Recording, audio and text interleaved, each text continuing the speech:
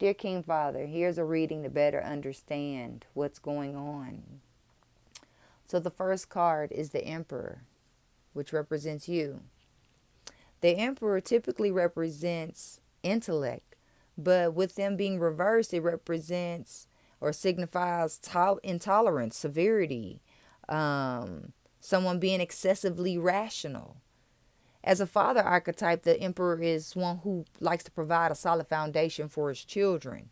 Think of a solid foundation being one that holds the weight in place, that insulates from the cold, that protects from moisture, that even resists the movement of the surrounding earth. So consider holding the weight, carrying the child until, they can carry themselves, or even guiding and directing them to be able to hold their own weight in a sense, maybe. With insulate the cold, that's protecting them from cold-hearted people or cold situations that they, in a sense, really hard, severe, adverse situations that they shouldn't have to come against if they have a solid foundation to keep them grounded, to keep the moisture out. When I think of that, I think about how keeping the moisture out is keeping something from getting in that will infiltrate from the inside, that will become a growing problem, like mold. It starts off as a little moisture, next thing you know is mold, and then after that it's somebody's whole respiratory problem. And then resisting the movement of the earth. And I got this definition from Siri to have a better understanding of the word foundation, or what a foundation does for a structure. So what that tells me is that keeps me from being, keeps me grounded when things get shaky, or I don't have to worry about things getting too shaky. So an emperor, as the father archetype, being someone who cares about the foundation of his children, means the opposite, means he doesn't care. He's more focused on the self, looking out for self versus looking out for the good of all, the good of the kingdom. So the crossing card is the Hanged Man. This is the current situation, the conflict at hand. The Hanged Man represents sacrifice, a willingness to change a perspective for a greater cause. It can look like it implicates bondage, but it really signifies an opportunity of freedom, to be set free. The truth of the matter is that you're in a position where you're being forced to make a choice, to sacrifice things. And you're going to have to sacrifice in order to manifest what you really desire. The Hanged Man sometimes can even represent someone acting like they don't know what they know in hopes that they'll still get what they want. So the next card is the Two of Cups. This is the foundation. This is the root of the problem, or the subconscious thought pattern that's led us here. So it is the Two of Cups. The Two of Cups represents a relationship, a commitment to a relationship, a partnership, a friendship, but to another person, a single person. Usually, as you see here, it's a man and a woman being depicted. So your commitment to this relationship is what has put you in this predicament. Being near the Hanged Man, it indicates that you may be sacrificing your better judgment. So then let's look at the next card, which is the past influence that has kind of shaped this current condition.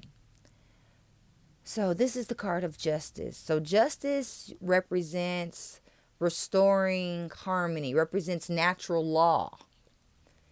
So in the past, there was some type of disharmony preventing progression, a smooth progression, because if you are in disharmony in any area of life, it will prevent progression in every area of life. At least it won't be a smooth, happy, go lucky, go with the flow kind of way. It'll be like kalanka, blanca, blanca, blanc type of feeling instead. Now looking back at what the problem really is what has led to now needing a balance and you wanting to restore that balance possibly. So let's look at the present forces that are influencing this situation, which is the Nine of Cups. So the Nine of Cups, typically, like if this was at the end, this would be awesome because it would be like your wish card, like whatever you wish is about to come true. But what this card represents right here is that you have a feeling that things are finally working out. Nine is usually a number of completion, like, yes, it's finally working out. I'm finally getting things in order. You have a very positive attitude about life right now. You're happy with what you have going on, and you want to share it with other people. Which now leads us to the future influence, the Wheel of Fortune. The Wheel of Fortune can go any way. You see, you got the rainbows, you got the storm and the lightning. It can go any way. You got harvest and sun. It can go any way. So what it definitely indicates is that there is some kind of change in your future, a new beginning, a new chapter in life beginning. But with each turn, there's always a challenge that will present itself. Now, while you're starting this new chapter in life, know that adversity will accompany it. It's inevitable because it's a cycle. It's a cycle of life. And how we view it is totally up to us. We can look at it as ups and downs, good or bad, or we can just look at it as it is what it is. But we cannot use that is what it is mentality as an excuse to neglect our personal responsibility in this situation. It's not the circumstances. It's us. It's you. Now we're going to move on to our seventh card, which is our card that represents our internal world, our self-image, how we looking at things. It may not be how it really is or how our spirit is looking at things, but how we looking at things. So this is the Eight of Swords, which represents an understanding that you must face the truth and dispel all false securities. There's no more space for procrastination. There's no more space for avoidance or making excuses. There's seemingly only one direction to go is what it's really looking like. And you feel like right now that your hands are tied and you can't even see which way is that to go. You just know that if you make the wrong move, it's going to hurt. It's going to hurt you the most. It's going to be severe consequences. So if you move too far, if you lean too far right or too left, if you're too this way or too that way, it's going to cause problems for you.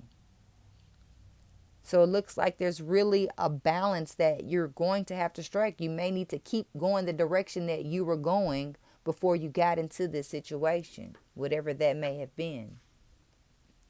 So our next card is the number 8. The Knight of Cups. The Knight of Cups is more of the romantic type. He's more, equipped for wooing and courting than he is for fighting. Okay? He represents the emerging self. He's sensitive to emotions and knows a lot of deep shit. And because of this balance, he makes for a good source of healing for other people. So your current environment has you in woo-woo mode. It has you in Pepe Le Pew mode, and you're really more so focused on courting and living your dream life and focused on of dreaming of the future and what it can be and how pleasant. That's great. And it's great to have that, my dreams are finally come true feeling, except we have to be sure that we are not chasing a dream that will never be, that will never come true. Now let's move on to what our hopes and our fears. This is our concern card. And our concern card is strength. It represents the mental force, our mental abilities and capabilities to overcome something with a silent determination, with stealth. Do you have what it takes? Of course you do. Even if you're feeling like the cowardly lion still has the strength. The lion is king and respected, not because he is the biggest and the baddest, not because he's the scariest, not because he's the fastest, the most agile, the smartest. But it is because of his mental ability and agility and spiritual prowess. Your spiritual power is far greater and far more powerful than your material resources or power or wealth. Maybe you're afraid that you don't have the strength to make this decision that you have to make. Maybe you're afraid of knowing that you have this much power to influence, to heal, to know that you are the cause and the cure. But you must remember that courage is not fearlessness. It's acting in the midst of fear, feeling the fear and doing it anyway. Don't be afraid of flexing your power where it's needed to keep the balance in the kingdom. So let's talk about the outcome. The outcome is the Queen of Cups. Now, the Queen of Cups is known as like that channel and director of heavenly insight and earthly instinct. Reminds me of the heart chakra. The heart chakra is the channel between our root chakra, our lower chakras, our animal instincts, our earthly instincts, and our higher chakras, our first eye, our crown chakra. So, as an outcome card, the Queen of Cups represents someone with immense emotion. See, cups represent emotion, and this lady is holding a huge cup. It's almost like a bowl. It's a huge chalice. Got a big old heart. But this big old heart needs to be grounded. This energy needs to be grounded. She's struggling to hold this bowl of water sitting on this pedestal, when it'd be much easier to sit the bowl down and to sit herself down on the ground and get grounded. It'd be easier to keep the bowl from spilling, to keep the emotions from spilling over.